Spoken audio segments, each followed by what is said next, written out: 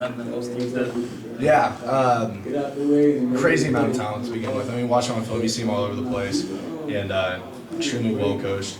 We thought we could attack them in some certain areas, and I think we did from the first half. And then they kind of made adjustments, and that second half battle went over really well. And obviously, they came out on top. But as far as playing them, yeah, I mean, they're as sound as you can be fundamentally, coupled with great talent. So it's kind of why you sign up to play in the Big Ten, Would you say that was the best defense you guys faced, or would you go quite that far? I mean, they're up there. It's kind of hard. I think it really just depends on when you play some of these teams, You play early in the year, a little more stingy. Sometimes after a huge game they just had, or emotional victory, or maybe a tough loss, they don't come out as some teams don't come out as inspired. But as far as overall talent, I mean, you could, between the top 8 teams in the league, it's pretty much a toss-up in what you're going to get on that given Saturday.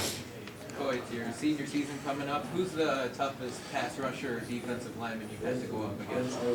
That's a great question. There's been a lot. I would probably say Nick Bosa, though. He has some things hard to quantify. I think that's why he's second overall pick. But that kid was really, really good. But I faced so many. I mean, it's hard to even think about. I mean, it's kind of nuts, but it's another great part of playing in the Big Ten. Well, Coy, if I could follow that up, I'm just curious if you remember going up against 99 from Penn State, Gross Matos. Yes. And what you remember from him, and I think he had 10 tackles and 2 sacks against you guys. Yeah. What made him so effective? Yeah, he had a great game. I just remember blocking in that game, and he left it out on the field. High motor guy. He didn't really take plays off. Not a whole lot of people do, but for whatever reason that day, he had it going on. I don't think we did enough to slow him down. I don't think we gave him enough looks, and he was capitalizing all day. And 10 tackles, 2 sacks. It's a pretty great game, So hats off to him, but we don't want that to happen, from here on out from anyone. But I think it had to do with his high effort, his skills, and overall we didn't do enough to slow him down. And you've played a lot of different places in your career. I'm curious what your most vivid memory is about Penn State's Field Weaver Stadium, and maybe what makes that a little bit different. Yeah, we obviously we're playing there this year. We only played there once, and we were down 14-0 within about 15 seconds. So that was tough. They took the opening kickoff to the house, Saquon Barkley did, and then I forget what drive they did, but they did a halfback toss to Saquon, and Saquon threw a touchdown, and that place went nuts. I was like, wow.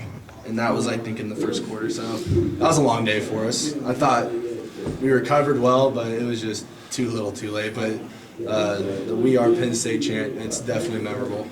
Definitely. Going back to talking about Dan, is it weird to think that for guys like Matthew Bedford or even Caleb Judge, you kind of are Dan Feeney to them now in a way? Yeah, it is nuts. I mean, you don't really think like this time's gonna go by, and then all of a sudden you wake up and you're a senior and you're in a leadership role or whatever. But I think the difference between where I was and where the guys like Matthew Bedford per se is that I think they got more talent than I did. I think where I'm at is because of my work ethic and all that sort of things, and I just fell into a great position. Jason Spriggs had just left. There's no one else had experience at left tackle, so the door was open for me. So the guys that are coming in now, I look at them. I mean, they're taller than me. They're way stronger than I was when I first walked in.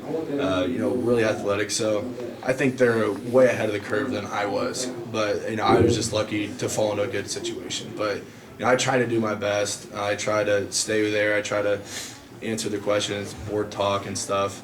But some days I don't get through to them. Some days they leave more confused than they did when they walked in because I over-explained it. So finding that balance is tough, and I never really felt like Feeney struggled with that balance with me. I feel like it was just everything he did made sense to me. So finding the right medium to communicate for me has been a challenge, but I try to go above and beyond.